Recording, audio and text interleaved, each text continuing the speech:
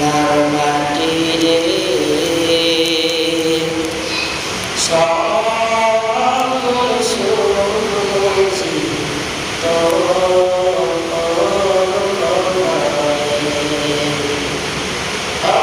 দিনারে পাখি যদি হতাম আমি, উড়ে উড়ে যেতাম আমি, থাকতো না মনে কোনো যাতনা, দেহে নেই পাখারে, কাছে নেই টাকা রে, দেহে নেই পাখারে, কাছে নেই টাকা রে, কেমনে কেমনে যাব সেখানে, মদিনার মাটি রে, সকল সুজি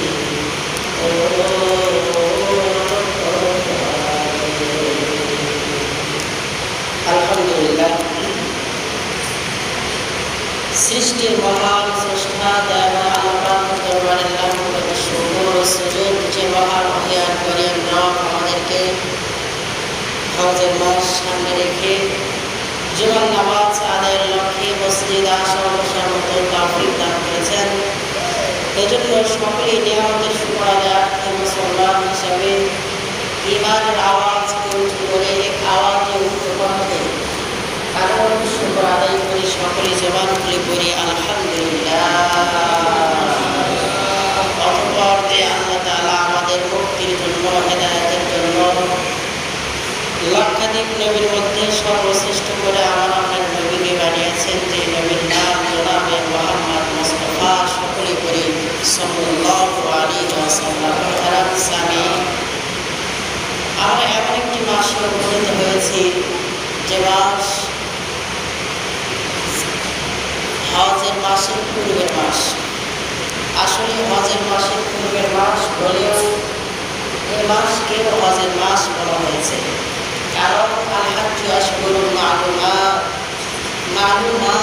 ফামান ফারাদা ফীহিন্নাল হাজ্জ ফালা রাফাসা ওয়ালা ফুসুক, মানে হজের মাস সমূহের মধ্যে রমাদানুল কারীমের পরে শাওয়াল, জিলকদ আর জিলহজ, এই তিনটা মাসকে বোঝানো হয়েছে। তো আল্লাহ পাক আমাদেরকে হজের মাসগুলোর মধ্যেই তার পূর্বের মাসে জুমার নামাজ আদায় করার লক্ষ্যে সমস্ত ব্যস্ততাকে অপেক্ষা করে আল্লাহ পাকের ডাককে প্রাধান্য দিয়ে মসজিদমুখী যে আল্লাহ তাআলা আমাদেরকে করেছেন, এজন্য সকলের দিক থেকে আবারও শুকর আদায় করি আলহামদুলিল্লাহ। বলা হলো হজের মাস। আসলে হজ শব্দের শাব্দিক অর্থ হলো ইচ্ছা করা। কি করা ভাই? ইচ্ছা করা। একজন মানুষ যদি দিল মন থেকে ইচ্ছা না করে তাহলে তার পক্ষে কখনো হজ আদায় করা সম্ভব নয়। এজন্য হজের শাব্দিক অর্থ হলো ইচ্ছা করা, বা মনে মনে একটা ধ্যান ধারণা সংকল্প করা যে আমি হজ করতে যাবই যাব, হজ করতে যাবই যাব।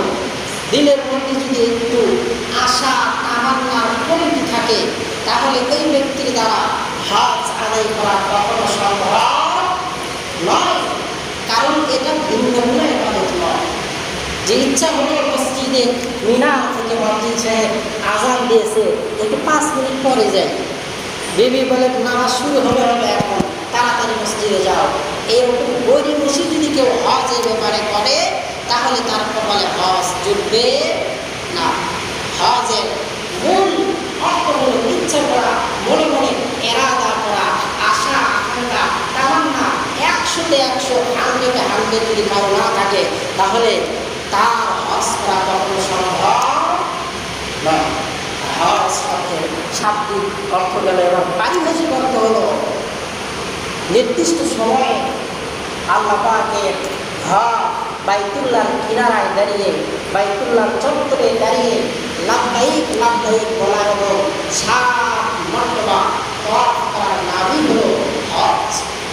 হজ তিন প্রকার। এক নম্বরে হচ্ছে ইফরাদ, দ্বিতীয় নম্বরে হচ্ছে কেরান, তৃতীয় নম্বরে হচ্ছে তামাত্তুল। এক নম্বরে হচ্ছে ইফরাদ, ভালো মতো বুঝেন। হজ তিন প্রকার। কত প্রকার? এক নম্বরে হচ্ছে ইফরাদ, দ্বিতীয় নম্বরে হচ্ছে কেরান, তৃতীয় নম্বরে হচ্ছে তামাত্তুল।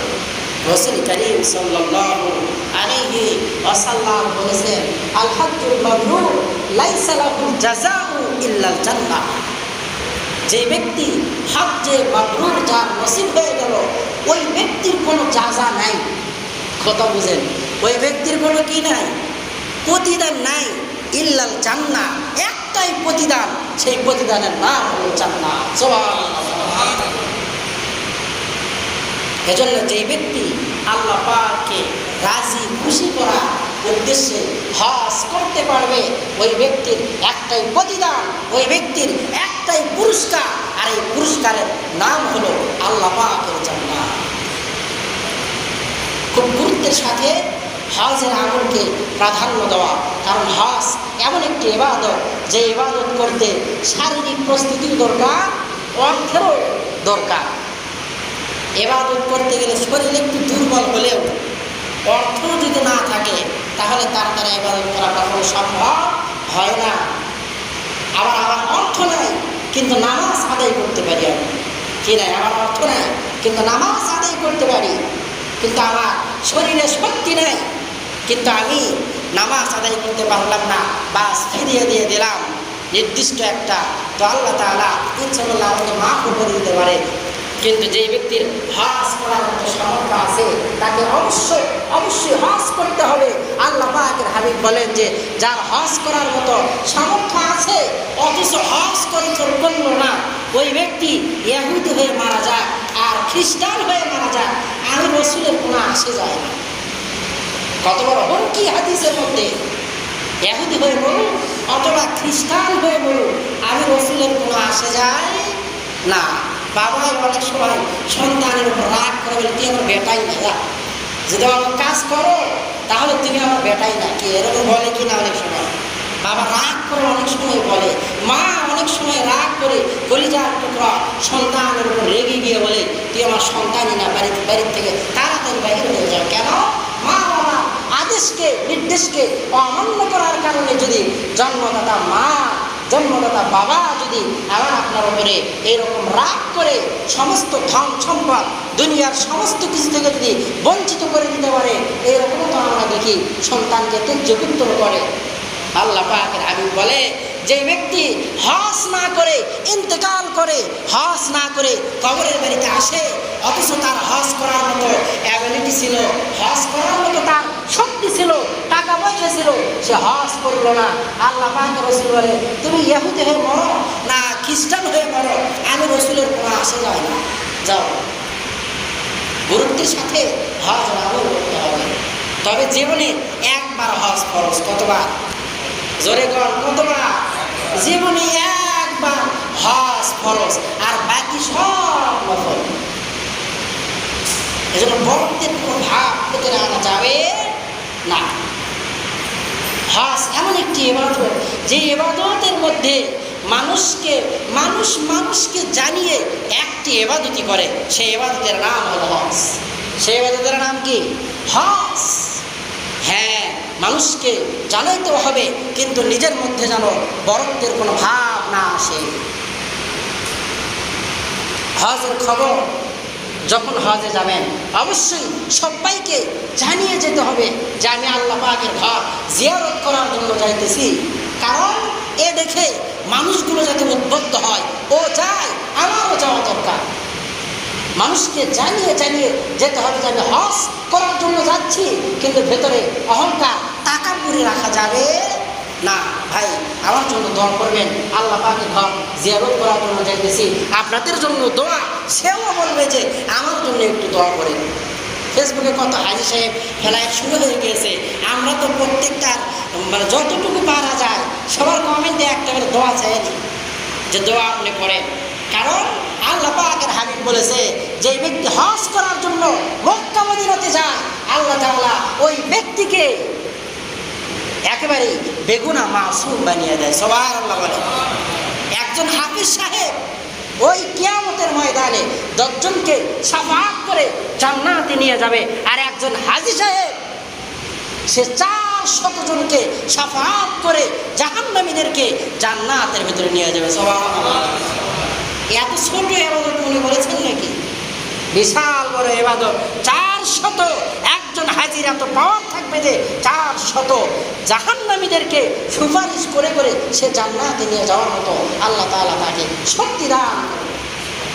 এজন্য আল্লাহ পাকের হাবিব বলেছে, যারা হজ করার জন্য আসে, এসে ডাইরেক্ট বাড়িতে যাবে না, ডাইরেক্ট কোথায় যাবে না, ডাইরেক্ট মসজিদে আসবে।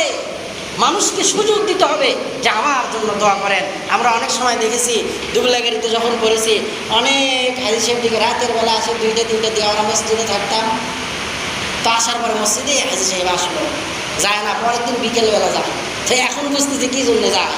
হাদিসে আসতে যে হজ করে ডাইরেক্ট বাড়িতে যাবে না, মসজিদে আসে, কিছু সময় দিবে, মানুষ তোমার থেকে দোয়া গ্রহণ করবে। কারণ কোন হাজি যদি কোনো গুনাহগারের জন্য আল্লাহ পাকের কাছে ফরিয়াদ করে, আল্লাহ পাকের হাবিব বলে সেই ব্যক্তি যত বড় গুনাহগারই হোক না কেন, আমি হাজিকে ক্ষমা করে দিয়েছি, আমি হাজিকে বেগুনা মাসুম বানিয়ে দিয়েছি। এই মাসুম হাজি যখন কোনো গুনাহগারের জন্য দোয়া করবে, আমি আল্লাহ তাআলা আমার ঘরের বদৌলতে, আমার রসুলের রওজা জিয়ারতের বদৌলতে, মক্কা মদিনা সফরের বদৌলতে আমি আল্লাহ তাআলা তার দোয়া ফেরত দিতে পারবো। এজন্য যারা আসবে তাদের থেকে অবশ্যই দোয়া নিব। বলতেছিলাম একটা আমল মানুষকে জানিয়ে করে, ঠিক তেমনিভাবে রাবি ইবনে সুলাইমান হজ করার জন্য যাবে। তো দূরে কোথাও আত্মীয় স্বজনের বাড়িতে গিয়েছে যে আমি তো আল্লাহ পাকের ঘর জিয়ারত করার জন্য যাই, রসুলের রওজা জিয়ারত করার জন্য যাই, আল্লাহ পাকের ঘর তওয়াফ করার জন্য যাই, আমার জন্য একটু দোয়া করুন। তারাও দোয়া চাইলেন। রাবি ইবনে সুলাইমান ফেরার পথে রাস্তার প্রতিমধ্যে তাকিয়ে দেখে যে একটা গাধা মরে পড়ে আছে, আর একটা মহিলা দূর থেকে রাবি ইবনে সুলাইমান তাকিয়ে দেখে যে ওই গাধা থেকে গোশত কেটে ওই মহিলাটা তার পটলার ভিতরে ভরাইতেছে। আমার ভাইয়েরা এক পর্যায়ে রাবি ইবনে সুলাইমান দূর থেকে নজর করে দেখতেছে যে এই মেয়েটা কি করে। একটা পর্যায়ে ওই গাধা থেকে গোশত কেটে তার ব্যাগের ভিতরে নিয়ে এক দৌড় মারছে রাবি ইবনে সুলাইমান। ওই মহিলার পিছু দৌড় দিয়েছে, যাওয়ার পরে দেখে একটা ঝুপড়ির ভিতরে ওই মহিলা ঢুকে পড়ল। রাবি ইবনে সুলাইমান এবার চিন্তায় পড়ে গেলেন যে এই মহিলার মনে হয় খারাপ কোনো জায়গার সঙ্গে সম্পর্ক আছে, না হলে যে তা গাধার বস্তু তো খাওয়া যায় না, কিন্তু এই মহিলাটা মৃত গাধার বস্তু কেটে কোথায় নিয়ে যায়। একটা পর্যায়ে রাবি ইবনে সুলাইমান মহিলার পিছু নিলেন। মহিলা এবার একটি ঘরের দরওয়াজায় গিয়ে লক করার সঙ্গে ভেতর থেকে ছোট্ট 2টা বাচ্চা এসে মহিলার গলা চেপে ধরছে আর বলে, মা ক্ষুধার জ্বালা আর সহ্য হয় না। মহিলা এবার ডাক দিয়ে বলে, প্রাণের সন্তানেরা রে, তোদের জন্য গোশত নিয়ে আসছি, এবার জাল করে তোদেরকে খাওয়ানো হবে। রাবি ইবনে সুলাইমান দূরে তাকিয়ে দেখে চুলার উপরে আগুন জ্বালাইছে। গোশতগুলো দেওয়ার পরে সেদ্ধ করে সন্তানের মুখে দিবে। রাবি ইবনে সুলাইমান মনে করে, এবার আমি আমাকে আর কন্ট্রোল করতে পারি নাই। এবার আমি ডাক দিয়ে বললাম, ও মা, আপনি তো ভালো মা নন, কারণ আপনি আপনার সন্তানের জন্য হালাল খাবারের ব্যবস্থা করতে পারেন না। মা, আপনি তো ভালো মানুষ, কারণ আপনি আপনার পরিবর্গের জন্য ওই মৃত গাধার গোশত নিয়ে এসে খাওয়ান। মহিলার চক্ষু দিয়ে এবার দর করে পানি পড়া শুরু করছে। আপনি কে? আপনারে চিনি না, কিন্তু আমার এই অবস্থা করা ছাড়া কোনো উপায় নাই, কারণ সন্তানদের কান্নার আওয়াজ আমি মার করতে পারি না, সন্তানদের আওয়াজ, কান্নার আওয়াজগুলো সহ্য করতে না পেরে আমি যখন মাঠে ময়দানে দৌড়াই, কোথাও খানা পাই না, কিন্তু ওই মৃত গাধার গোশত নিয়ে এসে আমি আমার সন্তানদেরকে খাওয়াই। আপনি কে? আপনারে চিনি না। আজকে কয়েকদিন হলো ধর্মের যুদ্ধে গিয়ে ৫-৭ দিন হলো আমার স্বামী দুনিয়ার থেকে বিদায় নিয়ে চলে গেছে, আমাদের খবর নেওয়ার আর কেউই না। রাবী ইবনে সুলাইমানের চক্ষু দিয়ে দর করে পানি ফোটা পড়ছে। একটা পর্যায়ে ডাকতে বলে, মা তাড়াতাড়ি আমার সঙ্গে আসেন। যাওয়ার পরে যত টাকা রাবী ইবনে সুলাইমান হজ করার জন্য গচ্ছিত করেছিল, জমা করেছিল, সমস্ত টাকাগুলো মহিলার হাতে দেওয়ার পরে বলে, মা আমি এবার হজ করার জন্য এত টাকা জমাইছিলাম, কিন্তু আপনার যেই রকম দুর্দশা, ওই এতিম বাচ্চাদের মুখে হাসি ফোটানোর জন্য আমি রাবী ইবনে সুলাইমান সমস্ত টাকাগুলো আপনাকে হাদিয়ার দান করে দিলাম। সুবহানাল্লাহ বলেন। মা এবার টাকার বস্তাগুলো নিয়ে সন্তানের সামনে হাজির। ও মা, ওই ব্যাগের ভিতরে কি বলে এত টাকা কে দিল? বলে একজন হজ করতে যাইতে চেয়েছিল সন্তান সহ। এবার মা দোয়া করেছে, আল্লাহ এই এতিম বাচ্চাদের মুখে যারা হাসি ফোটাইল, ওই মক্কা মদিনার জায়গায় থাকবে, ওই মক্কা মদিনা সেখানেই থাকবে, রাবী ইবনে সুলাইমানও তার জায়গায় থাকবে। কিন্তু আল্লাহ তুমি ওই মক্কা মদিনাকে রাবী ইবনে সুলাইমানের বাড়িতে হাজির করে দিও। রাবী ইবনে সুলাইমান দোয়া শুনে মুসকে আসে। ও মা, এটা কেমন দোয়া করলে? ছোট্ট ছোট্ট বাচ্চার মা ডাক দে বলে, রাবী আমাদের দোয়া করা, আমরা দোয়া করছি, আল্লাহ কবুল করবে কিনা আল্লাহ পাকের বিষয়। রাবী ইবনে সুলাইমানের বন্ধুগুলো এসে হাজির। তাড়াতাড়ি চলো, আজকে আমাদের ফ্লাইট হয়ে যাবে। রাবী ইবনে সুলাইমান বলে, টাকা নাই, পয়সা নাই, তাহলে এত কিছু করলা, সব করলা, আজকেই তো আমাদের যাওয়ার দিন, তোমরা যাও, কারণ আমার যাওয়ার মতো একটা টাকাও নাই। সমস্ত বন্ধুগুলো এবার রাবী ইবনে সুলাইমানকে রেখে হজ করার জন্য যায়। গিয়ে যখন তোয়াফ করে সামনের দিকে তাকিয়ে দেখে রাবী ইবনে সুলাইমান আসে, কিন্তু রাবী ইবনে সুলাইমানের শুরুতে কোনো একজন মক্কা শরীফ, কাবা শরীফ তোয়াফ করে, ওই সাফা মারওয়া সাই করে, ওই মদিনাতুল মুনাওয়ারা নবীজির রওজার কিনারায়। বাকি 9 বন্ধু যখন যায়, যাওয়ার আগে দেখে রাবী ইবনে সুলাইমান রাসূলের রওজার কিনারায় দাঁড়িয়ে দোয়া করে।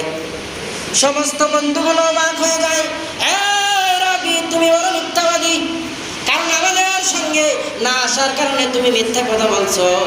রাবী ইবনে সুলাইমান একটা পর্যায়ে এক বন্ধুর হাতে বড় একটা টোপলা দিয়া বলে, বন্ধুরে এটা রাখো, কিছুক্ষণ পর তোমাদের থেকে আমি নিব। সমস্ত বন্ধুগুলো খুঁজে খুঁজে রাবী ইবনে সুলাইমানকে আর পায় না। ওই মক্কা মদিনায় রাবী ইবনে সুলাইমানের খবর নাই। দেশে ফেরার পরে সর্বপ্রথম সমস্ত বন্ধুগুলো ওই পটলা দেওয়ার জন্য রাবী ইবনে সুলাইমানের ঘরের দরওয়াজায় এসে হাজির। বন্ধুরে তুই বড় মিথ্যাবাদী, তুই তো আমাদের আগে আগে হজ করলি, আমাদের আগে আগে রাসূলের রওজার কিনারায় দাঁড়িয়ে সালাম দিলি। এবার সমস্ত বন্ধু মিলে রাবী ইবনে সুলাইমানকে গালি দেওয়া শুরু করছে। রাবী ইবনে সুলাইমান কান্নায় ভেঙে পড়ছে আর ডাকতে বলে, আল্লাহ মানে এরকম যদি করেন কেন? একটা পর্যায়ে বন্ধুরা চলে যাওয়ার পর রাবী ইবনে সুলাইমান ঘুমের ঘরে চলে গেছে। আল্লাহর হাবিব এসে রাবী ইবনে সুলাইমানের মাথায় হাত বুলিয়ে দিয়ে বলে, মাথায় হাত বুলানোর পেছনে কারণ হলো, যারা এতিমের মাথায় হাত বুলাইয়া দেয় স্বয়ং আল্লাহ ওই ব্যক্তির মাথায় হাত বুলিয়ে দেয়। সুবহানাল্লাহ বলে। রাবী ইবনে সুলাইমানকে ডাক দিয়ে বলে, ও রাবী তোমার জন্য মা মেয়ে দোয়া করেছিল মক্কা মদিনা যাতে তোমার ঘরে আসে, তাদের দোয়া আল্লাহ ফেরত দেয় নাই। মক্কা তাকিয়ে দেখো, ওই রসুল আল্লাহ পাকের হাবিব আমি মুহাম্মদ আর ওই মদিনাতে থাকতে পারি নাই, ওই মা মেয়ের দোয়ার বদলতে আমি জনাবে মুহাম্মদ তোমার ঘরে এসে হাজির হয়ে গিয়েছি। সুবহানাল্লাহ বলে। রাবি ইবনে সুলাইমান চিৎকার মারছে, ওগো আল্লাহর হাবিব এটা কিভাবে সম্ভব? ওই যে ব্যাগ দিল, এটা কিসের ব্যাগ? আল্লাহর হাবিব জানিয়ে দিলেন তোমার হজ তো আল্লাহ কবুল করছে, তোমার সমস্ত টাকাগুলো আল্লাহ তাআলা দুনিয়াতেই তোমাকে ফেরত দিয়ে দিয়েছে। এজন্য আসুন আমি আপনি হজ করতে যাই, 14 বার হজ করে কি লাভ হবে যদি আমার বাড়ির পাশে একটা এতিম না খেয়ে থাকে? 14 বার হজ করে কি লাভ হবে যদি আমার পাশের বাড়ির মানুষ 3 বেলা ভালো খাইতে না পারে? জীবনে একবার হজ ফরজ, বাকিগুলো সমস্ত নফল। ওই হজে যাওয়ার চাইতে একজন মাঝে মাঝে দেখেন না ইমাম সাহেবের টাকা পয়সা নাই, কিন্তু শহরে যে সমস্ত ইমাম সাহেবগুলো থাকে তাদের হজ করার অভাব নাই। কি জন্য জানেন? একজন হাজি 2-3 বার গিয়েছে, তো বলে হুজুর এবার আমার বদলে আপনি হজটা গিয়ে করে আসেন। ইমাম সাহেবের ফরজ হজ আদায় হয়ে গেল, বাকি উনিও তার কবুল হজের একবারে সওয়াব পেয়ে গেল। লক্ষ লক্ষ টাকা খরচ করে হজ করলো, কবুল হইল কিনা চিন্তার ব্যাপার। একজন জান্নাতওয়ালা আলেম ইমাম সাহেবকে যদি হজ করাইতে পারি তাহলে আল্লাহ চাহিত তাকে পরিপূর্ণ হজ করার মতো সওয়াবই তাকে দান করে দিবে। আর মনে করেন হুজুর মনে যাওয়ার চাইতেছে আমাদের উপর দিয়ে, না না, আল্লাহ চাহে তো ইনশাআল্লাহ যাব। কিন্তু যে অবস্থা ফিরি দোয়া করতে করতে করতে 7-8 বছর চলে গেল, আবার হজে নিয়ে যাবে ওই আশা রাখি না। শহর বন্দরের মসজিদের ইমাম সাহেব বলতেছে, আর কেউ মনে নেবেন না কিছু, শহর বন্দরের মসজিদের ইমাম সাহেবের বেতন 5,000, মাসে হাদিয়া পায় 15,000। কত হাজার? যখন শহর দিকে নামাজ পড়ে আসে হাদিয়া 3,000, বাকি আরও 7-8 হাজার টাকা হাদিয়া আসে। কারণ যদি শুক্রবারে 2টা দোয়া থাকে, কম করে হলেও মনে করেন যে 500 টাকা বেশি কোনো দোয়া নাই। কিন্তু এই আমাদের শেরপুরে মানে ফ্রি দোয়া করতে করতে করতে করতে হুজুরের অবস্থা বড় খারাপ। হাজার হাজার টাকা খরচ করে খিচুড়ি করতে পারেন, লাড্ডু করতে পারেন, যে ইমাম সাহেবকে দিয়ে দোয়া করায় নিতে পারেন তাকে 50 টাকা 100 টাকা দিতে পারি না আমরা। কথা বলেন ঠিক কিনা? এখানে না দিয়ে বাকি ভিন্ন কোনো জায়গায় থেকে যাক দিয়ে দোয়া করে নেবেন, একটু 2-4 টাকা হাদিয়া দেওয়া উচিত। এজন্য বললাম যে জীবনে হজ একবার ফরজ, বাকি যদি আমার যাওয়ার ইচ্ছা থাকে কিন্তু আমি আগে আশেপাশে তাকিয়ে দেখব যে আমার পরিবারের পাশে একজন না খেয়ে মারা যায়, একজন এতিম, সে ভালো পোশাক পরিধান করতে পারে না, রাস্তায় রাস্তায় ঘুরে কামলা দেয়, ভুট্টা তুলে খায়। অধিকাংশ ছেলে মেয়েগুলো দেখা যায় গ্রামগঞ্জে এই খামার কেন্দ্রে জয়নগরে সমস্ত ছোটো ছোটো বাচ্চাগুলো বড় বড় কামলা, তার মধ্যে ছোটো ছোটো বাচ্চা ভুট্টাগুলো ভের ভেতর থেকে ঝাঁকাত করে নিয়ে যায়। কি ব্যাপার, তোমার কি বাবা নাই? না হুজুর বাবা নাই। কি ব্যাপার, তুমি এখানে আসতো? না হুজুর মা নাই। কারণ তারা এতিম, তাদের দেখার কেউই নাই। এজন্য আসুন এতিমের প্রতি খেয়াল রাখি, গরিবদের প্রতি খেয়াল রাখি। আল্লাহ তাআলা আমাদের সবাইকে উত্তম নেক আমলগুলো জেনে বুঝে করার মতো তাওফিক দান করেন। ওয়া মা তাওফিকি ইল্লা বিল্লাহ। যারা সুন্নাত আদায় করেন নাই তারা 4 রাকাত কলমার জমা সুন্নাত আদায় করেন।